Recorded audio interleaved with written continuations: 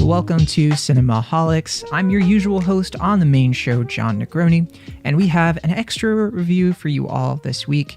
A new miniseries called Behind Her Eyes has just debuted on Netflix this past week, and it's actually stayed on the Netflix top 10 throughout most of the week, if not every single day. So with me to discuss this breakout series about love affairs, lucid dreaming, and perhaps some other questionable content is Amanda the Jedi. Hey, Amanda, welcome back to the show. Hey, thanks so much for having me.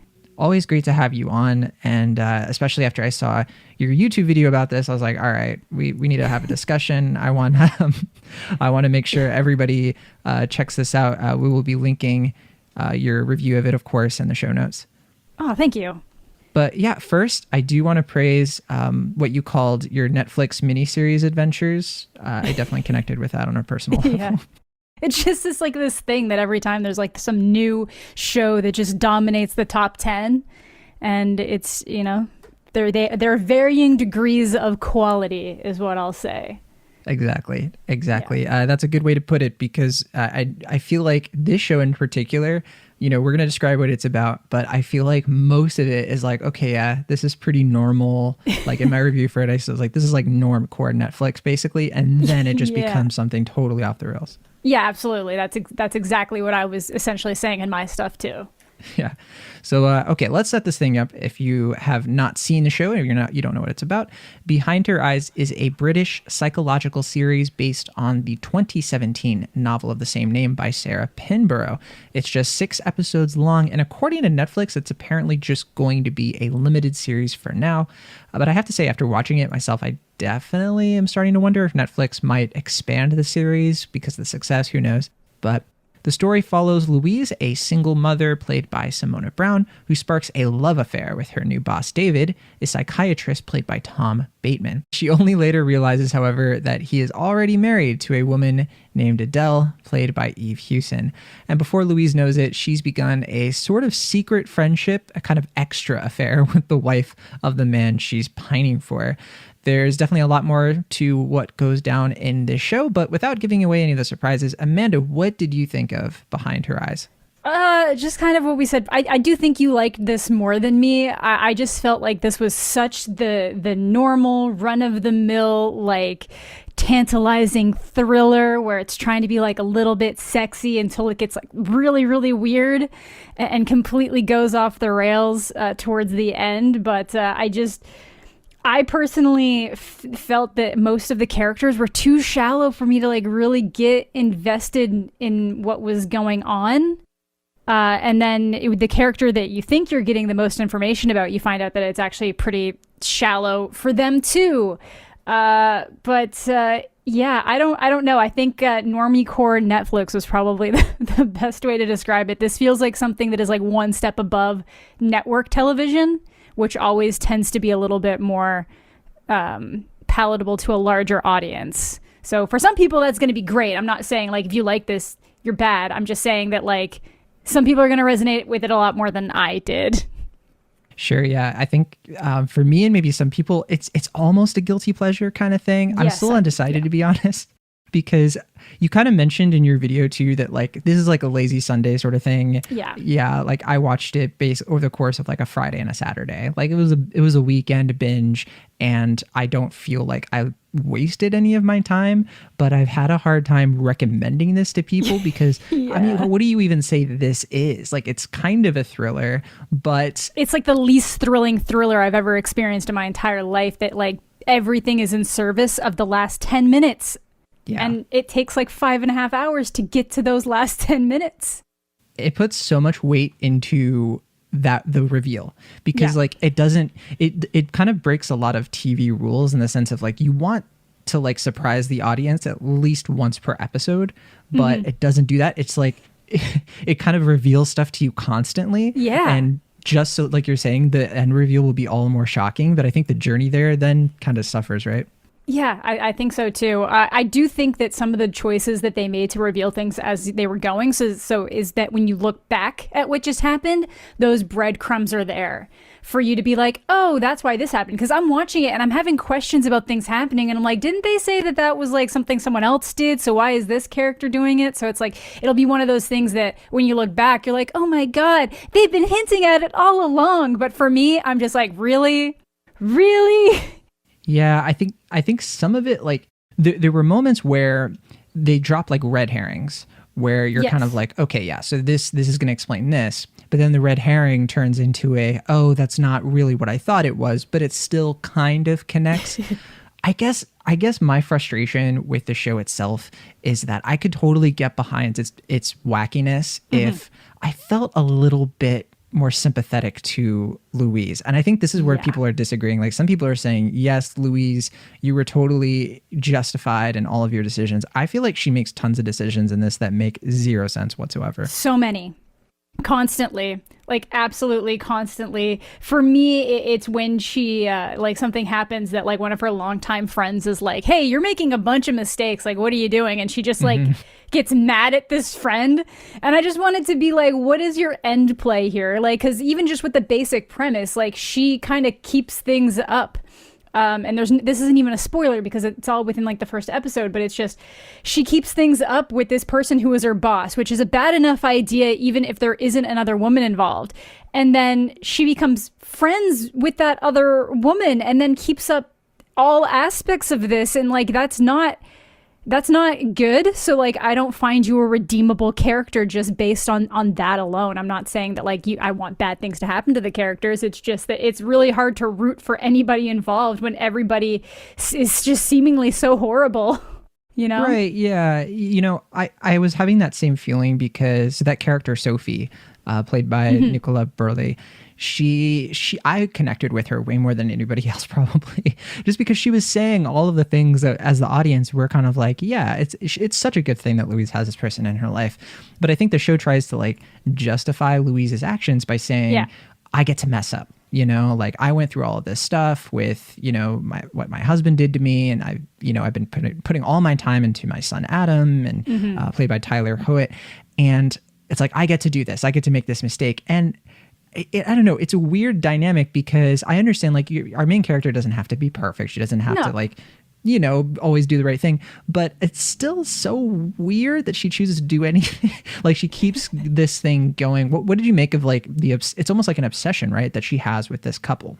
Yeah, it's an absolute obsession, but then they're like equally as obsessed with her for like varying obvious reasons. But I just can't imagine knowing like I'm this person's only friend and they're so lonely and she's so nice, but I'm also still going to be like sleeping with the husband on the side. Yeah. So there's just this deep obsession she has with both of them until things start skewing in different ways because of like the reveals that are happening. But I think like the I'm allowed to mess up could apply to like maybe going back for round 2 after you find out he's married.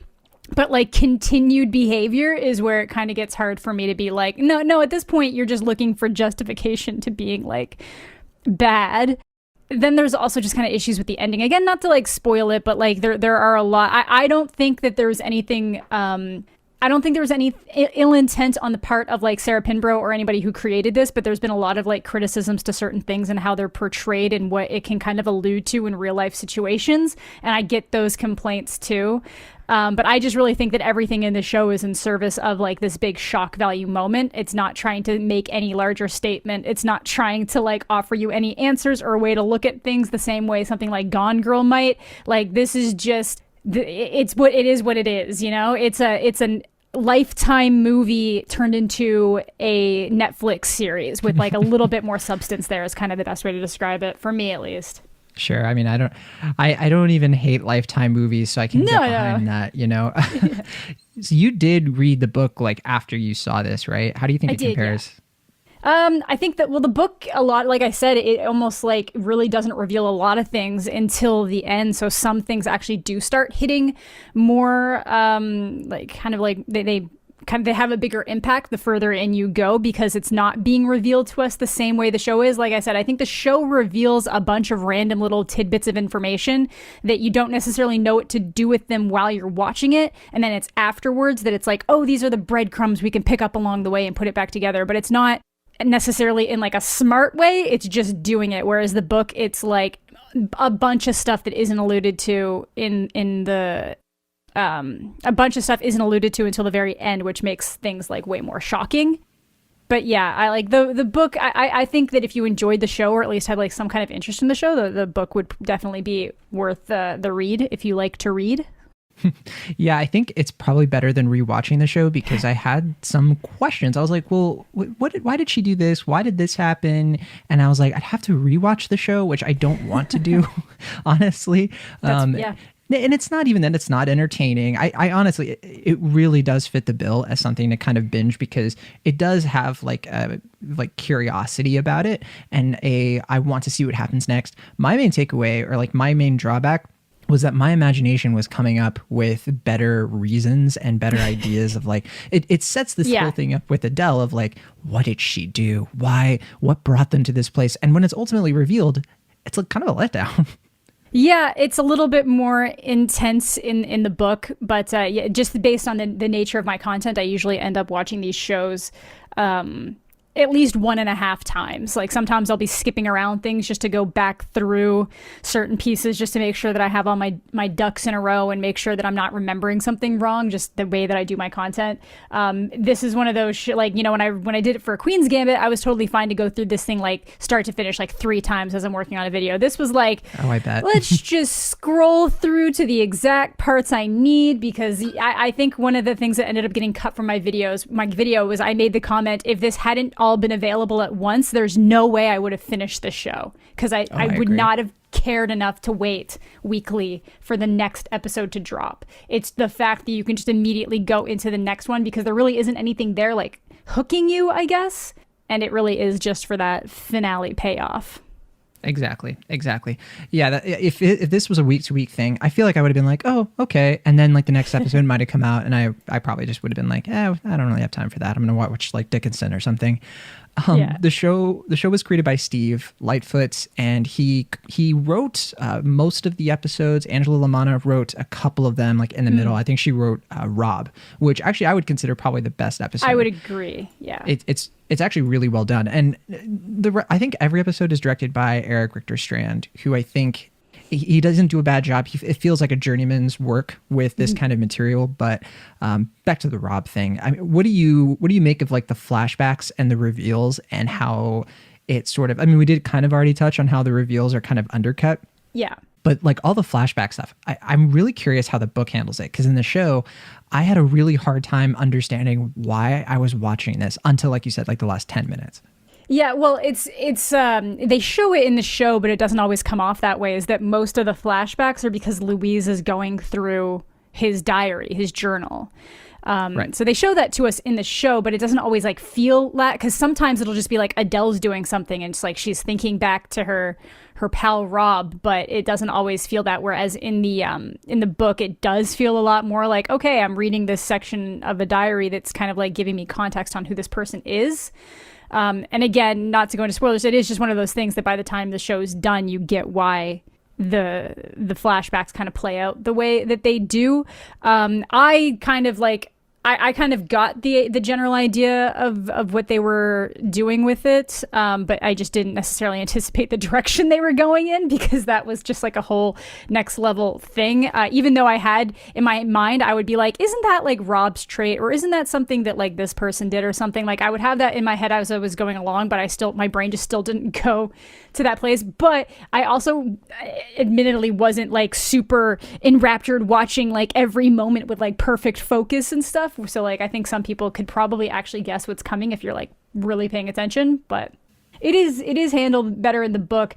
But again, the book is really more you're kind of learning things a little bit more along the lines of where Louise is versus knowing certain things happening. Like just like no spoiler, something happens that like Adele gets a black eye, and we know immediately in the show how she got the black eye. That's not revealed instantly in the book, so it creates more of that like confusion and doubt in the situations that's happening, it's making like the readers kind of like question like what's going on here to that next level, whereas like the tension in that moment's completely removed in the show, because I'm like, we know that this didn't happen for a reason that this other character thinks it happened, because we already know, but in the book you don't, so it adds that next level of like, oh my god, like what happened, what's going on here.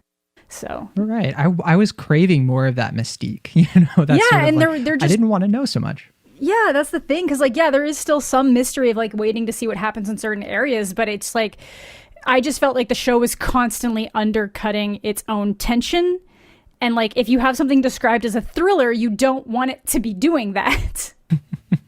Yeah, that's why I like struggle to be like, is this a thriller? I don't know. It's what they call it. Yeah, that's why I said it's the most unthrilling thriller I've ever seen in my life.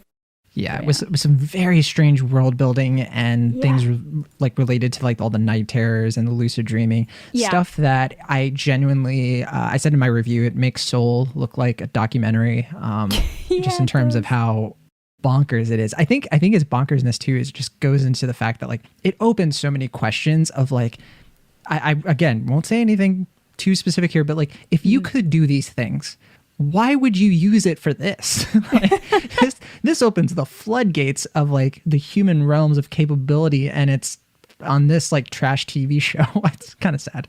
That's the way of the world though, isn't it? Like it's always just going to go for that lowest thing, always. that is the human experience. Yeah. So for some reason though, you know, I'm looking at the Rotten Tomato score here, and it's not great. 59%. It's been going down.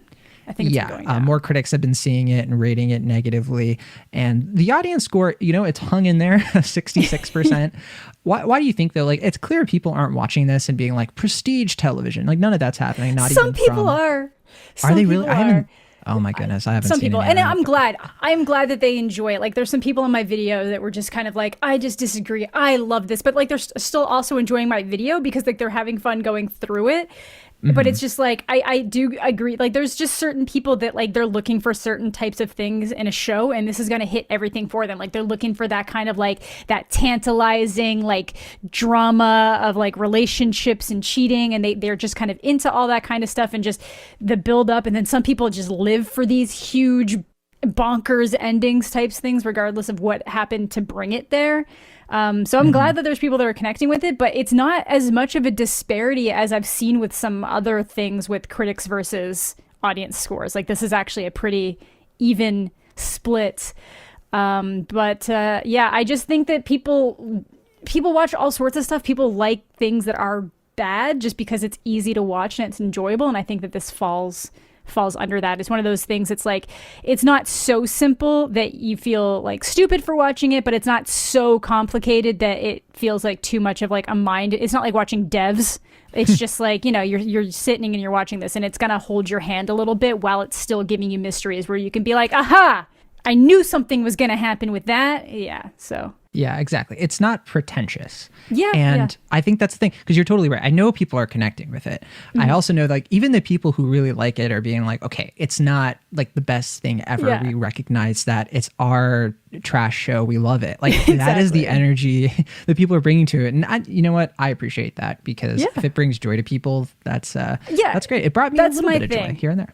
There you go. Yeah, like I like all sorts of stuff that I know that like critically probably isn't that great. Like on Letterboxd, I have Twilight ranked at, I have it 5 stars, 5-star rating for Twilight because it brings me that kind of joy. So if this show brings you that kind of show, that's great. There are areas that you can critique, but for the most part, if you enjoy it, like there's nothing wrong with that. It's like people who watch The Bachelor and The Bachelorette, like you know, they're just having fun. They're just vibing.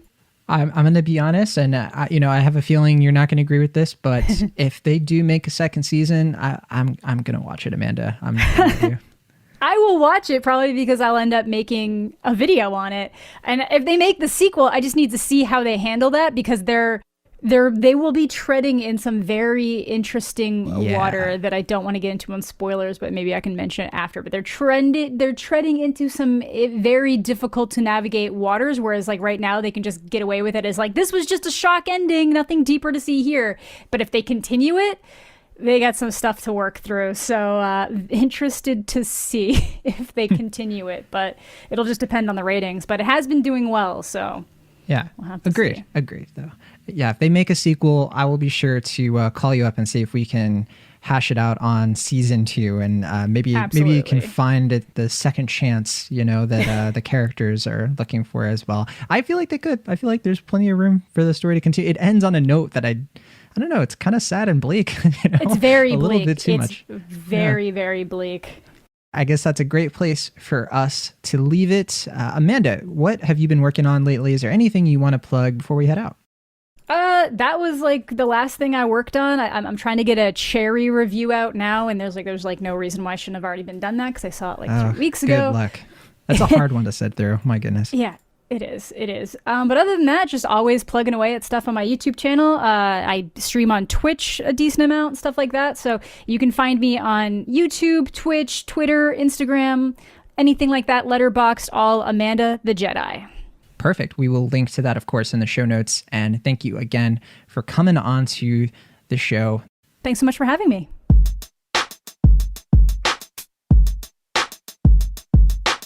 Thank you so much for listening to our show. Be sure to subscribe to Cinemaholics on your favorite podcast app of choice or find us on YouTube. See you all next time.